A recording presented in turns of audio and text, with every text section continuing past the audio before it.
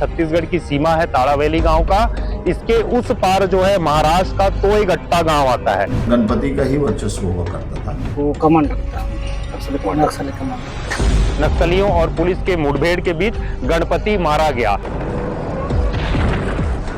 छत्तीसगढ़ में जो आदिवासी है वो बहुत शांतिप्रिय लोग हैं। हम वापस उसी शांति की ओर गांव वाले बढ़ रहे हैं। कोई दिक्कत नहीं, अभी सुविधा है। बिजली भी है, नेटवर्क भी आ गया है, बाकी पूरा सुविधा है, लेकिन वही पानी के लिए थोड़ा सा। पश्चिम बंगाल के नक्सलवाड़ी गांव से जन्मा नक्सलवाद आज देश के विभिन्न राज्यों में अपनी पैठ जमा चुका है। छत्तीसगढ़ वह राज्य है जहां नक्सलवाद का लाल आतंक सर्वाधिक है। आदिवासी बाहुल्य बस्तर संभाग के सभी जिले नक्सलवाद का आतंक बरसों से झेलते आ रहे हैं। बस्तर में आखिर नक्सलवाद की शुरुआत कहां से हुई, ये जानने के लिए विस्तार न्यूज की टीम उत्तर बस्तर कांकेर जिले के अंतिम छोर पर बसे गांव ताड़ावायली पहुंची। यह वह गांव है जहां से महाराष्ट्र की सीमा आरंभ होती है। कहा जाता है कि इस इलाके से बस्तर क्षेत्र में नक्सली प्रवेश किए थे। घने जंगल और छत्तीसगढ़ महाराष्ट्र की सीमा लगे होने के चलते नक्सली अबूझमाड़ तक पहुंचकर इसे मजबूत किला बनाने लगे, जिसे नक्सलियों की राजधानी के नाम से भी जाना जाता है। 90 के दशक के आखिरी सालों में नक्सलवाद जो है अपने चरम सीमा पर था। नक्सली घटनाएं बढ़ रही थी। बस्तर में जो है नक्सलवाद तेजी से अपना पैर पसार रहा था। नक्सली जंगलों में डेरा डालकर नक्सल घटनाओं को अंजाम देने लगे। पुलिस तक नक्सली की खबरें निकलकर सामने आने लगी। बस्तर में कहा जाता है कि पहला नक्सल और पुलिस के बीच जो है वो मुठभेड़ ताड़ावैली के जंगलों में हुआ है। दरअसल ताड़ावैली वही गांव है, आप देख सकते हैं ये छत्तीसगढ़ की सीमा है ताड़ावैली गांव का। इसके उस पार जो है महाराष्ट्र का तोयगट्टा गांव आता है। बताया जाता है कि महाराष्ट्र को पार कर नक्सली जो है छत्तीसगढ़ की सीमा में दाखिल हो रहे थे। यही नदी के पास माओवादी डेरा डालकर खाना पका रहे थे। पुख्ता इनपुट मिलने के बाद पुलिस के जवान पहुंचे और दोनों के बीच भीषण मुठभेड़ हुई, जिसमें एक बड़ा नक्सली लीडर गणपति मारा गया। बाकी नक्सली मौके से भागने में कामयाब रहे। नक्सली लीडर गणपति के मारे जाने के बाद नक्सली ने दोनों राज्यों की सीमा के बीच में उसका स्मारक भी बनाया, जिसे जवानों ने तोड़ दिया, जिसके अवशेष आज भी उसी स्थान पर पड़े हुए हैं।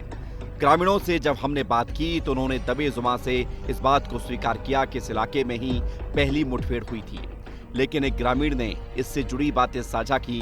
उन्होंने बताया कि सन 1984-1985 के आसपास इस इलाके में माओवादी महाराष्ट्र की ओर से छत्तीसगढ़ की सीमा में दाखिल हुए थे, जिनके साथ मुठभेड़ हुई थी। जवानों ने ही मारे गए नक्सली के स्मारक को ध्वस्त किया है। पहले हम लोग छोटा छोटा समय आ रहा था, लेकिन अभी नहीं आ रहा। हाँ, पहले हम लोग एकदम छोटा था उस समय। उसी का स्टेचू बनाए थे क्या?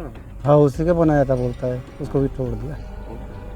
तो कौन तोड़ा? हाँ, पुलिस वाले तोड़ा। रिटायर्ड पुलिस अधिकारी आरपी सिंह ने बताया कि उक्त घटना के वक्त पखानजोड़ थाना और बांदे चौकी हुआ करती थी। ताड़ावैली गांव बांदे चौकी के अंतर्गत आता था। यह घटना इनकी पोस्टिंग के पहले हुई थी, जो कि आज भी थाना के रिकॉर्ड में दर्ज है, जिसके बाद से इस इलाके में नक्सलियों से जुड़ी खबरें आए दिन आती रहती थी। बांदे थाना आज है, पहले चौकी तो हुआ करता था। ये सन 84-84 की घटना है और उसमें गणपति मारा गया था। ताड़ावैली, रेंगावाही, छोटी बेटिया, ये सब एफेक्टेड गांव। गणपति मेन लीडर था उस समय और गणपति का ही वर्चस्व हुआ करता था। उस दौरान आने जाने के लिए सड़कें सहित अन्य सुविधाओं से गांव और आसपास का इलाका महरूम था। समय बदला, हालात बदले। थाना और कैंप की स्थापना के बाद नक्सलियों की दहशत कम हुई। इलाके में विकास के काम होने शुरू हुए। गांव तक पहुंचने या यूं कहें छत्तीसगढ़ की सीमा तक पक्की डामर की सड़क बन चुकी है। गांव में बिजली पानी की सुविधा भी मिल रही है। विकास के कार्य हो रहे हैं। नक्सलवाद इस इलाके से पीछे नजर आ रहा है। पहले तो बड़ा बड़ा बोल्डर था, गाड़ी पैदल भी जाने का लायक नहीं था। अब तो जैसा भी हो 2-3 साल हो गए, सड़क बन गया है।